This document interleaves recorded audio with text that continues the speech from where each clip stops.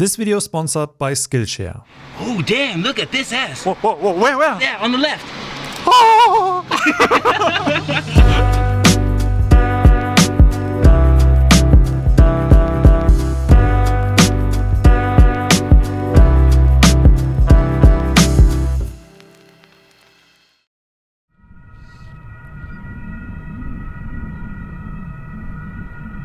What's up everyone, welcome back to another very important topic, a first world problem.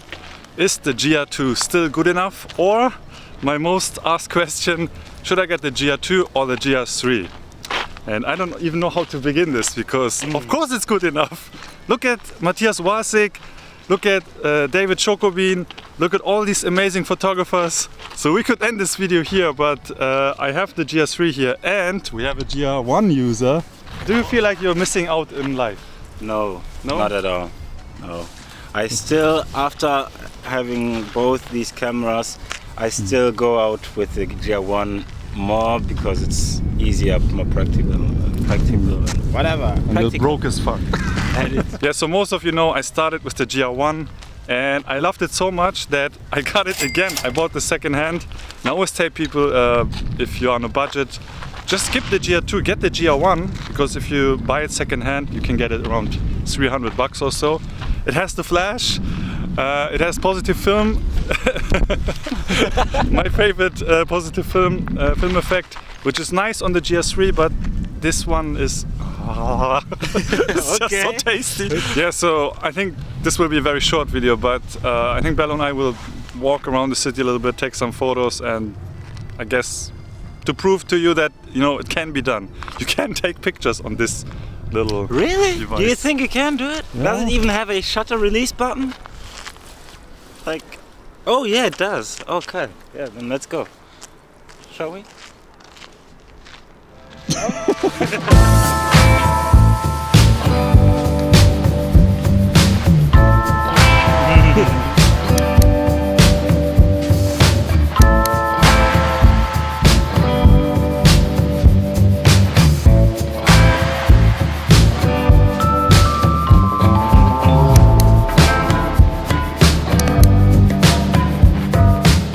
Shoot with the GR1? I don't know. Do you not feel limited? It doesn't work. Don't you see? I can't even expose. It doesn't work. It's a shitty camera. It's a shitty camera. I'm waiting for a bird to fly into the scene. Come on.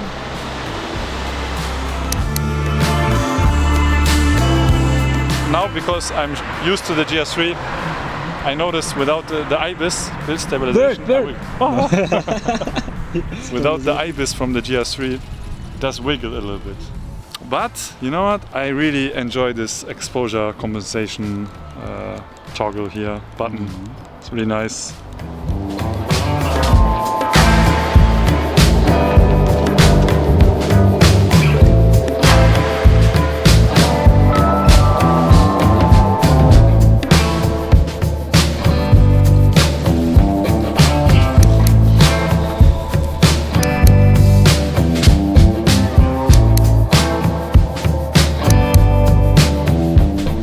We've been walking for, I don't know, an hour, and it's chill, nothing exciting. Okay. But it's nice to have a small camera like the GR. No, but you know, it's easy, you know, and this is the thing that you cannot do with a bigger camera. Let's give it.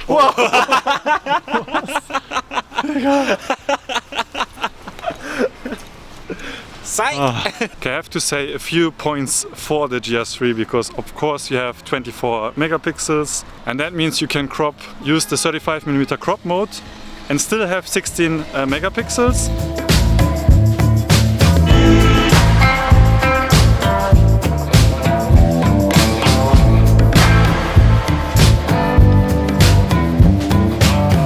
But other than that, yeah, ISO is a little bit better.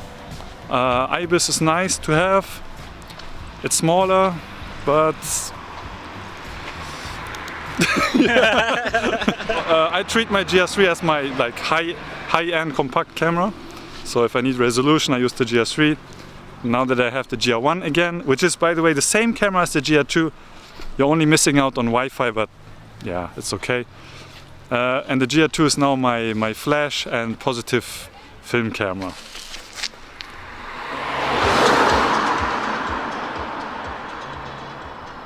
Das hat so gepasst.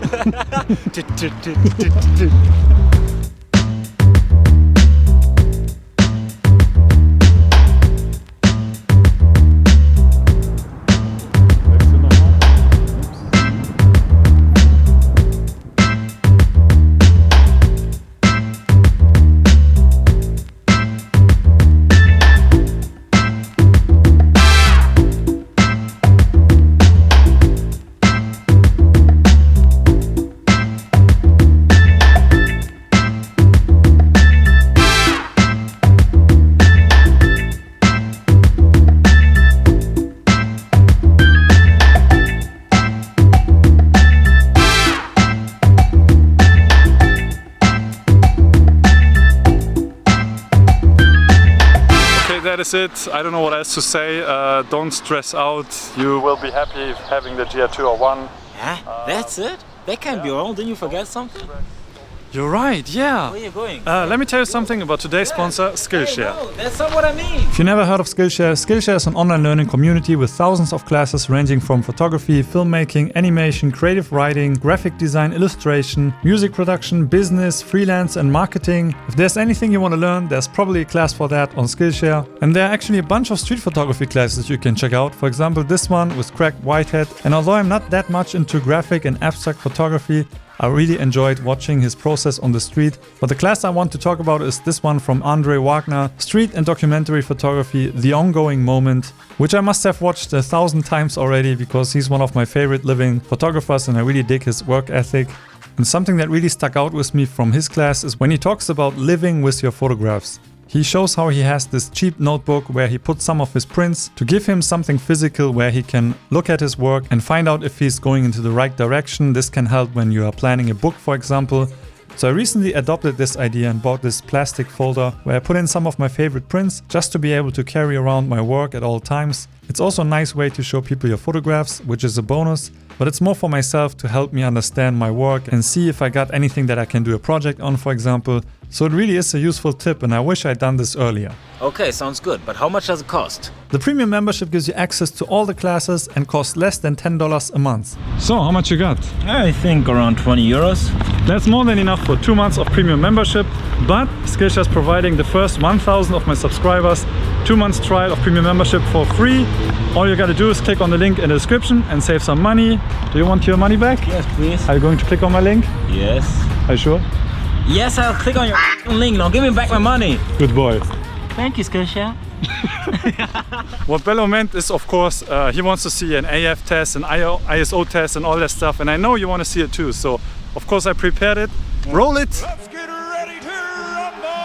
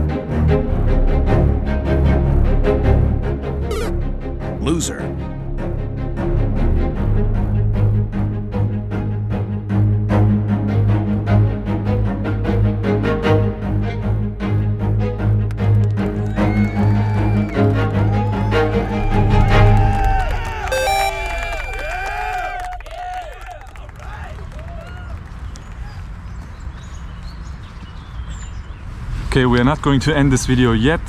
It's been 2 months later, I think. It's already 2 months later since we filmed what you already saw. And time flies. Time flies, especially when making YouTube videos. So I wanted to just wrap it up and talk a little bit about the GR3 and the GR1, because I think I have a little bit more that I can say. Experience-wise, I think most important question is not the specs. You can look it up online. You know, 24 megapixel, 16 megapixel, whatever. This is something you can do by yourself, but I think talking about our experiences, especially after I got the GR1 again, now I'm using the GR3 again, but you know, going back to the GR1, I have to say the GR1 is a pretty good camera. I think I almost like how it feels better, because it is a little bit bigger and all the buttons have. It feels like there's more space in the body itself, that the button have more space to breathe. It's a weird thing to say, but the GR3 is so dense. All the buttons, you know, they feel nice, but I kind of feel like this one is, I guess when you have gloves on, you will feel the buttons easier on this camera. And yeah, I really, even the speed is not a huge difference. Startup time on the GR1 and 2 is a little bit slow. What I like about the GR3 is very fast when you put it up. When you say it's slow, I don't think it's slow. No, I'm not used. I'm not spoiled like you. Yeah, exactly. Yeah. Advertise the GR3 here, but the startup time is so much faster than the GR2, so that helped. My camera was turned off. Oh, so I heard, okay. Yeah, I heard this guy running, and I just turned it on and took a photo immediately. If you never had a GR3 in your hands, this is super fast. You have to say it that way as well. When I had this one, when I first got it, I thought I had the fastest autofocus. It's funny saying that now, because it's not the fastest autofocus. But it is fast enough, and it was fast enough. So yeah, you shoot GR1 all the time, and I think you mentioned it in the video, I don't remember. You also have the X100F, and I think you carry the GR1 more. Yes, yeah. I do, because it's, I mean, today I have the X100 with me. I don't need to demonstrate. It's heavier, it's bigger. You have to look through the viewfinder, so you have to take more time. Even if you just want to do a quick snap, you can't just snap. But with this, you can either compose or you can, you know, do your quick and easy snap in the face. I have this with me. Yeah, every time I see like your photos, but also from other people using the GR1 or 2, I'm always surprised how like sharp they are, how crisp. Like the resolution is just 60 megapixels, but I think that's also a thing I observed. The GR3 has one less element of glass. They removed one element so they can include, you know, the stabilization and all that stuff. So, and then I think they did something. There's a video actually where the engineers talk about that on the Ricoh GR photography channel, so you can check that out. But they're explaining why. And I feel like this lens does work a little bit better with the sensor than this camera. Because I find the photos from the GR1 and 2... No, it's just because I'm sending you the images. It's your skill. It's just... No, but that's what people are always talking about when they talk about the GR lens being so great and sharp. And on the GR3, I think the resolution makes up for the lens having one less element. But you know, I don't want to say this is definitely not a soft lens. Definitely not. I think it's a little bit sharper than, you know, the X100F. I don't know about the X100V. So it's not a bad lens, but 60 megapixels looks so sharp on this camera that I start to question, now, is there a reason why you would get the GR3 only for the resolution? But I have to say... Not for the resolution, but the other features. Yeah, and when you have more resolution, you can crop, you can use the 35 crop mode. So everyone who wants to shoot 35, and you know, everyone is asking, or not everyone, but some of you, why is Ricoh not making a 35mm GR? And I think this is the 35mm GR, because you can use the crop mode. But if you want absolute perfect sharpness on 28, I think the GR1 might be a little bit better than the GR3. controversial topic. Well, I mean, it's better. It's a price and function question, and for your needs. So for some people, I guess the GR3 would be better. Yeah, you know. Okay, before I bash this camera, because I'm not saying this camera is bad. And as you guys know, I'm a Ricoh GR ambassador, so I shouldn't, trash this camera. Which is, I definitely don't. I'm not trashing this camera. I have to say, please, Ricoh, don't kick me out. Wolfgang, please. No, but honestly, I went, back and forth between the GR1 and the GR3, and while I love the sharpness on the GR1 and also the positive film effect, so beautiful. When I go back to the GR3, I appreciate how for example, the low light quality is. It's much better. Just the noise is there's way less noise than in the GR1, and even if it's just overcast and it's getting a little bit dark outside, if I shoot 1600, you definitely see noise on the GR1, and on the GR3 you can raise the ISO much more, and you can get away with shooting 6400 during the day, and it still looks pretty clean. So the overall image quality, I think, goes to the GR3, but if that's not the highest priority for you, GR1 is still amazing. If you have good light, then it's amazing. But if you don't have good light, then you have the flash. So it's really hard to decide. Like, personally, I would probably. This is the moment when he realized he fucked up. No, I would. But didn't you bought yourself a GR1? Did you sell it again? No. I still have it. Okay. Because you can get it for very cheap if you buy it second hand. But if I would only want to have one camera, I would probably still get the GR3. I would want a GR3. The only reason is the image stabilizer.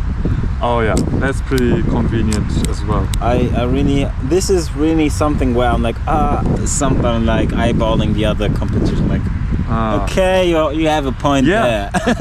Good point. So after I went back to the GR1, I realized how much the image was shaking, and I cannot really shoot 60s of a second confidently all the time. No. And on this camera, 60s of a second is like shooting 250 on this, and it definitely makes this a much better camera for low light situations. Like, I shoot a 15th of a second easily. Wow, my lowest is 125th of a second. Yeah, I never go if you want below. No motion blur, well, right? Other than if I use a flash, but I don't know when is the last time that I flashed. So. Yeah. Okay, that's it. That is all I can do. I think you have a good idea now what the benefits and downsides are. So final conclusion, I really enjoy the GR1 again. Maybe it's because I'm emotionally attached to this camera, but the GR3 is definitely a very capable camera, higher resolution, IBIS, low light performance is much better than this one. Although you have the flash, I think you will be happy shooting GR1, 2 or 3, depends on your budget. And if this is your only camera, then maybe you feel this is limited. If you have another camera, then this could be the perfect second camera. Why are you so quiet? I don't know. I don't want to cut into your so sentence. Your final words.